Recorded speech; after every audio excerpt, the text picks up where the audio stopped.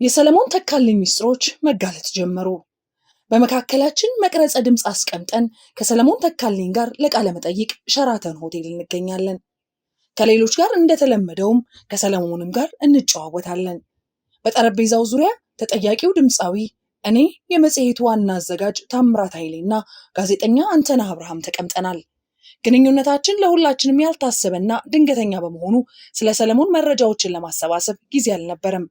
መጽሔቱ ወደ ህትመት በሚላክበት የመጨረሻዎቹ ሰዓታት በዚያ ወቅት እንደ ሰለሞን አይነት አነጋጋሪ ሰው ሲገኝ ማንኛውም ጋዜጠኛ ምን ሊሰማው ይችላል? ጋዜጠኝነት በባህሪው እንዲህ ነው። ወሬው ለነገ ቢያድር የተሻለ መረጃ ሊገኝበት ይችላል። ለዛሬ ሲሆን ደግሞ ይበልጥ ትኩስ ይሆናል። በዚህ ስሜት ነው ለቃለ መጠይቁ የተቀመጥነው።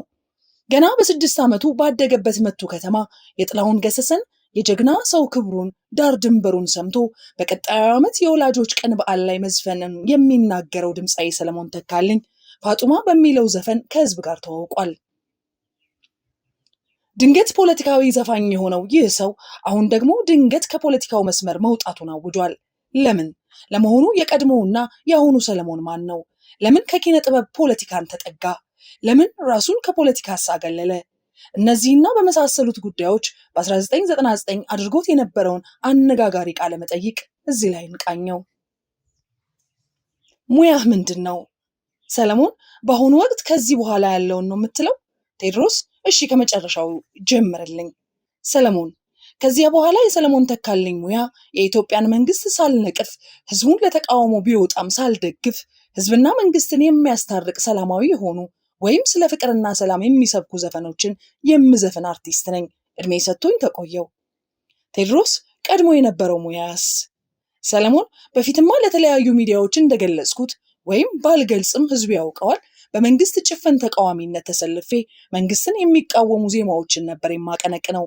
የመጣሁበት መንገድ ጥሩ አልነበረም፣ የእብደት ዘመን ነበር። ቴዎድሮስ፣ መንገዱ ለአንተ ጥሩ ስላልሆነ ነው አሁን የቆምክበት ቦታ ላይ የተገኘኸው? ሰለሞን፣ ለእኔ ብቻ አይደለም ጥሩ ያልሆነው ለህዝቡም ጭምር ነው። ከእንግዲህ ህዝቡ የሚያስፈልገውን ሰላም፣ መቻቻል፣ እርቅ ነው። እኔ ስዘፍን የነበራቸው ዘፈኖች ውጣ፣ ተቃውም፣ ድንጋይ ወርውር፣ ጠመንጃ አንሳ፣ ይህ ነው። ህዝቡን መልሼ ስለ ሰላም ነው ማስተምረው። ቴዎድሮስ፣ በካሴትም ሆነ በነጠላ ዜማ ከሰራሃቸው የእስካሁን ዘፈኖች ሁሉ በተለየ ሁኔታ ዝና አግኝቼበታለሁ የምትለው የቱን ነው? ሰለሞን፣ ውጤታማ የነበረው ካሴት 00 የተባለው ነው። ከዚያ በኋላ የሰራዋቸው ለገበያ ሳይሆን ለፖለቲካ ዓላማ ድጋፍ የሚሰጡ ናቸው። ይዘታቸውም ሙሉ በሙሉ ፖለቲካዊ ነው። ዘፈኖቼ ምናልባት 30 ሊሆኑና ሊበልጡም ይችላሉ። አሁን የማላስታውሳቸውና ወቅታዊ ስራዎችም አሉ። በዚህ ተጠቃሚ የሆንኩት እኔ ሳልሆን የተቃዋሚው ጎራ ነው። ቴዎድሮስ፣ አንተም የተቃዋሚ ጎራ አንድ አባል ነበርክ እኮ። ሰለሞን፣ ልክ ነበርክ። ቴዎድሮስ፣ ስለዚህ አልተጠቀምኩም ማለት ይቻላል? ባይሆን ጥቅሙ ለግሌ መሆኑ ቀርቶ ለጋራ ካልሆነ ካላልክ በስተቀር። ሰለሞን፣ በገንዘብ ከሆነ አልተጠቀምኩም፣ በሙያዬና በተሰጥኦዬም አልተጠቀምኩም። የእኔ ዘፈኖች የሚሸጡ አይደሉም። ሙዚቃ ቤት ብትገባ አታገኛቸውም። ቴዎድሮስ፣ የተቃውሞ ዘፈኖችን በአንድ ላይ አድርጎ ወይም በተለይ በውጭ ሀገር ለገበያ ማቅረብ አይቻልም ነበር? ሰለሞን፣ አይቻልም። ነጋዴውን ሽጥልኝ ብትለው አይሸጥልህም። ለምሳሌ እዚህ ሆኜ አዋጅ የሚለውን ካሴት ወይም ዲግሪ አድርጌና 10ኛ ፎቶ ሆኜ የተነሳሁት ፖስተር ያለበት አሜሪካ ሀገር ነጋዴዎች እንዲያከፋፍሉልኝ ሰጥቼ ነበር። ነጋዴው ግን ለመቀበል ፍቃደኛ አልሆነም። ቴዎድሮስ፣ ለምን? ሰለሞን፣ የፖለቲካ ዘፈን ስለሆነ ማንም አይገዛንም እና እንወስድም ነው ያሉኝ። ከዚያ ጊዜ ጀምሮ ሰው ፖለቲካ ካልፈለገ እኔም አቋሜን መቀየር አለብኝ ብዬ አስብ ነበር። አርቲስት ስትሆን ተቀባይነት ማግኘት አለብህ። ውጭ ያለው ሰው ፖለቲካውን ትቶታል፣ ሰላማዊን መንገድ እየመረጠ። ቴዎድሮስ፣ እዚህ ጋር ላስቆመ ነው። በመጀመሪያ አሜሪካ ያለው ህዝብ የፖለቲካ ዘፈኖች አይፈልግም የሚለውን አልቀበለውም። እሱን እናቆየውና ግን ሰው አይገዛም ስለተባለ አቋም መቀየር እንዳለብህ ከገለጽ፣ በሌላ አባባል ስራው ከፍተኛ ገበያ ቢኖረውም አትቀይርም ነበር ማለት ነው። ማለት ይህ ከሆነ ጉዳዩ የእምነት ሳይሆን የጥቅም ይሆናል። ሰለሞን፣ ይህን ስትል እንዳትሳሳት። ጋዜጠኞች አንዳንዴ በቀጥታ አትሄዱም። የእኔ አባባልን ስነግርህ አደራህን በኋላ ስትጽፈው እንዳታሳስተው። ነጋዴዎቹን ሄጄ ስጠይቃቸው ህዝቡ የፖለቲካ ዘፈን ስለማይገዛ አንቀበልም ሲሉ ህዝቡ ፖለቲካ አይፈልግም ማለት ነው የሚል ጥያቄ መጣብኝ ነው ያልኩት። ህዝቡ የፖለቲካ ዘፈኖችን ካልፈለገ ወደፊት ስራዎች ምን ሊሆኑ ይችላሉ? አርቲስት በሁለት እግሩ የሚቆመው እኮ ህዝብ ሲደግፈው ነው። ህዝብ ካልወደደው የኔ ድካም ብቻውን ዋጋ የለውም።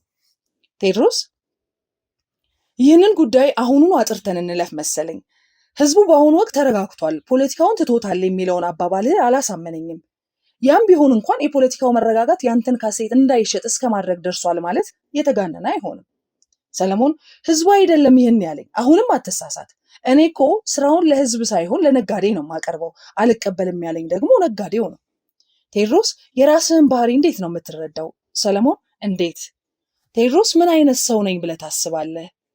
ሰለሞን ምላሹ ምንም ይሁን ምን ላመንኩበት ነገር እሞታለሁ። ቴዎድሮስ በፊትም ዛሬም ይህ እምነት አለህ? ሰለሞን ባለፉት 10 ዓመታት ያመንኩበትን ሰርቻለሁ። አልፏል። ያ ያመንኩበት ነገር አሁን ተቀምጬ ሳስበው ጥፋት እንደነበር አምኜበታለሁ። በፍርድ ቤት የተከፈተብኝ ክስ ሲነሳልኝ ህዝብና መንግስትን ይቅርታ ጠይቄ ለመስራት ሀገሬ ገብቻለሁ። ለምን ይቅርታ ጠየቅ የሚለኝ ካለ ሙት የሚለኝ ካለም አልሞትም። እኔ ከእንግዲህ ህዝብና መንግስትን ለማራራቅ ሳይሆን ለማቀራረብ ነው ምዘፍነው። ከዚያ በኋላ እኔ ፖለቲከኛ አይደለሁም። እንድትጽፈውና የኢትዮጵያ ህዝብ እንዲያውቅልኝ የምፈልገው ከአሁን በኋላ ፖለቲከኛ አይደለሁም። እንደ ማንኛውም ዘፋኝ ዘፈን ወጥቶና ገብቶ መስራት ነው የምፈልገው። እኔ ነፃ ሰው ነኝ። የኢትዮጵያ ህዝብ ከዚህ በፊት የሰራዋቸው ስራዎችን እንደ መልካም ተግባር የሚቆጥርልኝ ከሆነ ድሮ እንደሚወደኝና እንደሚያከብረኝ ይቀጥልበት። ሰለሞን ተካልኝ ለምን ሀገሩ መጣ የሚል ሆኖ ከጠላኝ ደግሞ የኔን ማንነት ወደፊት ያውቀዋል። ቴዎድሮስ ግን አሁንም ቢሆን ህዝቡ ከተቃዋሚዎች መስመር መውጣትህን እንጂ ከፖለቲካ መራቅህን ማመን ይችላል? ሰለሞን በተቻለ መጠን በስራዎቼ ለማሳመን እሞክራለሁ። ሰሞኑን የተለቀቁ 2 ዘፈኖች አሉኝ። ለህዝብ በነፃ ነው የታደሉት። አንዱ ስለ ሚሊኒየም የዘፈንኩት፣ ሌላው ደግሞ አባ ጸበል እርጩን የሚለው ነው። አባ ጸበል እርጩን እስቲ ቢያስታርቀን ወንድማማቾቹ ቀረን ተራርቀን የሚል ነው። እንግዲህ ይህ ስራን መስራት ነው የምፈልገው። ቴዎድሮስ ህዝቡ እንዴት ይቀበለዋል ብለህ ነው የምታምነው?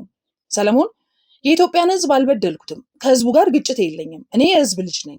እንደ ድሮ ይቀበለኛል ብዬ ነው የማምነው።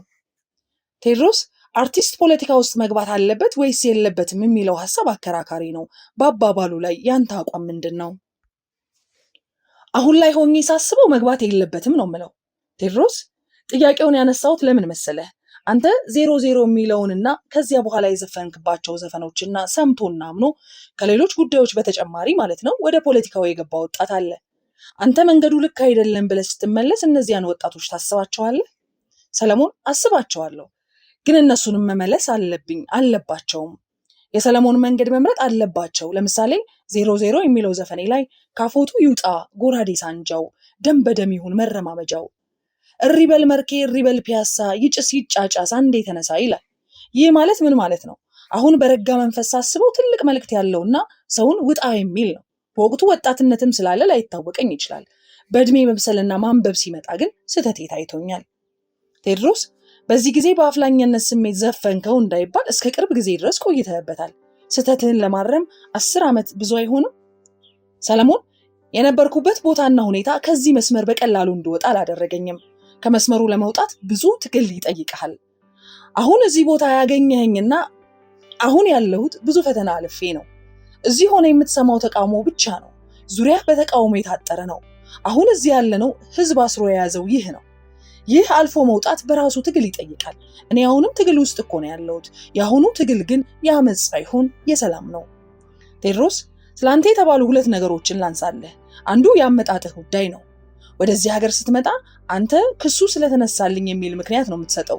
ሌሎቹ ግን ጉርሻ የሰጠ ክፍል እንዳለ ነው የሚናገሩት። ነገሩን ሰምተኸዋል? ሰለሞን አሁን ሰምቼዋለሁ። እውነቱ ግን ጨርቄንና ጫማዬን አንጠልጥዬ መምጣቴ ነው። አሜሪካ ወዳለው የኢትዮጵያ ኤምባሲ ሄጄ ሀገሬ መግባት ፈልጋለሁ ስል ቪዛ ሰጡ። እዚህ ሀገር ሆነ የሚቃወሙ የለም እንዴ? በሰላም ከመኖር አልፈው ከአቶ መለስ ጎን ተጠቅመው እየሰሩ እኮ ነው። አሜሪካ መሆን ብቻውን የተለየ ትርጉም የለውም። ቴዎድሮስ ሁለተኛው ጉዳይ ደግሞ ሰለሞን የቀድሞ ፖለቲከኛ የሆነው ሙዚቃው አላዋጣ ሲለው ነው። ወይም ፖለቲካ አንዳንዴ አትራፊ ንግድ የሚሆንበት ሁኔታ አለና የሚሉም አሉ። በሙዚቃው የከሰረውና በፖለቲካ ማካካስ ፈለገ ለሚሉት ያንተ ምላሽ ምንድን ነው? ሰለሞን እኔ ለዚህ መልስ የለኝም። ሰው የፈለገውን ማለት ይችላል። እኔ ተስጦዬን አውቀዋለሁ። በአሁኑ ወቅት 14 የፍቅር ግጥምና ዜማዎችን ሰብስቤ እየሰራው ነው። እነዚህ ዘፈኖች ለህዝብ ሲደርሱ ጥያቄው ይመለሱለታል ብዬ አምናለሁ። አሁን ደግሞ ለሚሊኒየሙ መድረክ ላይ ወጥቼ እዘፍናለሁም ብዬ አስቤያለሁ። ቴዎድሮስ ህዝቡ ይቀበለኛል ብለህ ታስባለህ? ሰለሞን እሱን ከወዲሁ መገመት አልችልም። ሚሊኒየሙ የኢህአዴግ በዓል እንዳልሆነና የኢትዮጵያ ልዩ በዓል እንደሆነ አምናለሁ። ደርግ ቢኖር ወይም ቅንጅት ስልጣን ላይ ሆኖ በዓሉን ቢያደርገው እንደዚያው ነው። የሙያ ጓደኞቼም ለምን ይህን እንደማይረዱት አይገባኝም። ቴዎድሮስ የእምነታቸው ልክ ነውና አይደለምን እንተውና አንተ ሙያህን ትተህ ከፖለቲከኞቹ ፊት ለፊት ሆነ ስትጮህ የነበርክ ሰውዬ ድንገት በጎርፍ እንደተወሰደው ሰው ያልታሰበ ቦታ ላይ ስትገኝ ሰለሞን አቋረጠኝ። ይሄ አባባልህን አስተካክለው። እኔ አስቤበትና አመኜበት እንጂ ድንገት አይደለም የመጣሁት። ይህ አሉባልታ ነው። አንተም በጋዜጠኝነት መዋጋት ያለብህ ይህን አሉባልታ ነው። አሉባልታ ነው ይጎዳን። አንድ ሰሞን አንድ ሰው የሚናገረውን ብቻ አምነህ ሰማይ እንሰቅለዋለን። ማንዴላ እንለዋለን፣ ጀግና እንለዋለን፣ አንበሳ እንለዋለን። ያን ሰውዬ አውቀው ነው እንዲህ የምትለው? የኢትዮጵያ ሕዝብ እኔን አውቆኝ ነው ሲያሞግሰኝ የነበረው። የሙያ ጓደኞቼ ስለኔ ምን ያውቃሉ? በዘፈንኩበት ዘፈን ብቻ ጀግናና አንበሳ የሚሉኝ። ስለኔ ማንነት የሚያውቅ ሰው የለም። ልቤ ውስጥ ምን እንዳለ ማንም አያውቅ። 0-0 ብዬ ስዘፍን ለብር ይሁን ለእምነቴ የዘፈንኩት ማንም አያውቅ። ሁሉም ዝም ብሎ ነው የሚቀበል። ከዚያ ደግሞ መንገዴ ልክ አይደለም፣ እስቲ ደግሞ በሌላ መንገድ ልሂድ ስትል ዘራፍ የሚል ይመጣል። ነገ እኮ እኔ ሐሳቤን ልቀይር እችላለሁ።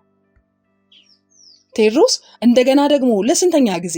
ሰለሞን ኖ በፖለቲካው አይደለም፣ እሱ ውስጥ እንደማልገባ አስረግጬ ነግሬያለሁ። ይህ የማይለወጥ ቃሌ ነው።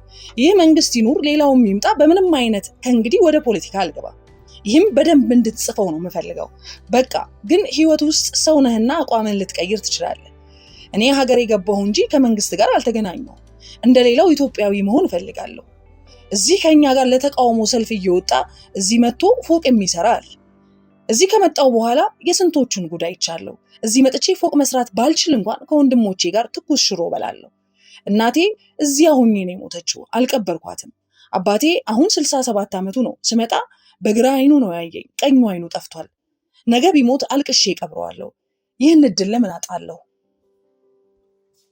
ቴዎድሮስ የፖለቲካውን መስመር ተውኩት ስትል መንግስትን ላለመደገፍ ላለመቃወም ነው? አሁን ፊት ያለው ሰለሞን ግን መቃወሙን ትቶ መደገፉን የያዘ መስሎ ነው የሚታየኝ። ቅር ካለ ይቅርታ። ቴዎድሮስ የቀድሞ ሙያህን ትተህ ወደ ተቃዋሚነት መሄድን ወይም ሙያህን ለተቃውሞ ማዋልን ያልተቀበሉ የሙያ ጓደኞች አልነበሩህም?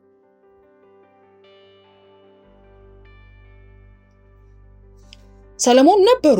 ብዙዎቹ የኔን ስራና ውሳኔ አይደግፉም ነበር። እንደኔ በሙያ ብቻ ለምን አትሰራም የሚሉኝ አርቲስቶች ነበሩ። በጠቅላላው ማለት ትችላለህ ይቅርብ ያሉኝ ነበሩ። አሁን ታዲያ ይህን ሰላማዊ መንገድ ስመርጥ ምንድን ነው ችግሩ? በእኔ እዚህ መምጣት በውጭም በዚህም ሰለሞን ከኢህአዴግ ጋር እጅ ለእጅ ተጨባበጠ የሚሉ አሉ። እዚህ ሀገር ያሉ ዘፋኞች ህዝብ አደባባይ ወጥቶ ሲጮህ ተቃውሞውን ሲያሰማ ለምን በራቸውን ዘግተው ተቀመጡ? እውነት ህዝብን የሚወዱት ከሆነ ለምን ከጎኑ አልቆሙም? ይህን በደንብ እንድትጽፈው ፈልጋለሁ። አርቲስት ፖለቲካ ውስጥ መግባት የለበትም የሚሉኝ ነበሩ። አሁን እሱን ወደማልፈልገው ስመጣ ለምን ይከፋቸዋል? እኔ ከእንግዲህ በኋላ የቤተሰብ ኃላፊ ነኝ። ይሄን ለማድረግና ከህዝብ ጋር ለመገናኘት ሰላማዊውን መንገድ መምረጥ አለብኝ። ከነሱ ጋር አንድ ቀን ፊት ለፊት ተገናኝተን ያሉትንና የሆነውን እናወራዋለን። ቴዎድሮስ እንደው የልጅን ነገር ስታነሳ ልጅህ ገና 1ኛ ዓመቱን ያከበረው። እንደው ምናልባት ባለ ልጅ ስትሆን የመኖር ፍላጎት በጣም አድሮብህና ህይወት አጓጉቶ ይሆን ትግሉ ይቅርብኝ ያልከው? ሰለሞን ኖ ስለ ልጅ ጉዳይ አይደለም። አንተ ከባድ ጥያቄ ነው የምታመጣው። ቴዎድሮስ ነው ያልከኝ ስምን አይደል? ዙሪያው ዳሩን ትዞራለህ። ኃይለኛ ነህ። በጠረጴዛ ዙሪያ የነበሩት ሰዎች ሁሉ ተሳሳቅን። የቱን ከየቱ ልታገናኘው ነው የፈለግከው? እኔ ከልጅም በላይ እድሜ ትምህርት ቤት ሆኖኛል። ይሄ የህዝብ በሰላም መኖር እንደሚፈልግ ከዚህ ከመጣው በኋላ ተረድቻለሁ። እኛንን በሰላም የተቀመጠውን ህዝብ ተነስ የምንለው። አሁን ለምሳሌ ከመጣው በኋላ ወዳጆቼ ምሳሌ ጋብዙኝ ወስደው ምግብ ቤት ውስጥ ነው ያገኘሁት። አስተናጋጁ ሲያየኝ ሰሌ መጣ፣ እግዚአብሔር ይመስገን፣ ከዚያ በኋላ መንገድ ላይ ውጣ የሚለኝ ሰው የለማ። እኔ አንተን ዘፈን እየሰማው 4 ጊዜ ለተቃውሞ ወጥቻለሁ አለኝ። ቴዎድሮስ ይህን ሲል ታዲያ ምን ተሰማ? ሰለሞን እንባዬ አይኔ ላይ መጣ። ሌሎቹም ይምጡልን ነው ያለኝ። እውነቴን ነው። ያንተን ዘፈን ስንሰማ በልበል ይለኛል አለ። ሌሎቹም ዘፈኖች ይምጡ፣ እኛ ሰላም ነው የምንፈልገው እንጂ እዚህ አስተናጋጁ 5 እና 10 ብር ለማግኘት ነው የምፈልገው እንጂ። ተመልከት እስቲ እንዴት ጭንቅላትን እንደሚነካ። ቴዎድሮስ ወደዚያ ከሄድክማ ከሱ ይልቅ ጭንቅላት የሚነካ ሌላ ጉዳይ አለ። ይህ ልጅ በአንተ ዘፈኖች ተገፋፍቶ ወጥቶም ዛሬ በሰላም መኖሩን ቀጥሏል። ግን ከሱ በተመሳሳይ ያንተ ዘፈኖችን አምነው ለተቃውሞ ወጥተው የሞቱና የታሰሩ አሉ። እነሱንስ ታስባቸዋለህ? ሰለሞን ለዚህ የምሰጠው መልስ የለኝም። በእኔ ዘፈን የሞተ ሰው መኖሩን መናገር አልችልም፣ መኖሩንም አላውቅም። ቴዎድሮስ እናመሰግናለን። ሰለሞን ለእኔም እግዚአብሔር ይስጥልኝ። ቁም ነገር መጽሔት ቅጽ 6 ቁጥር 66 ሐምሌ 1999 ዓ.ም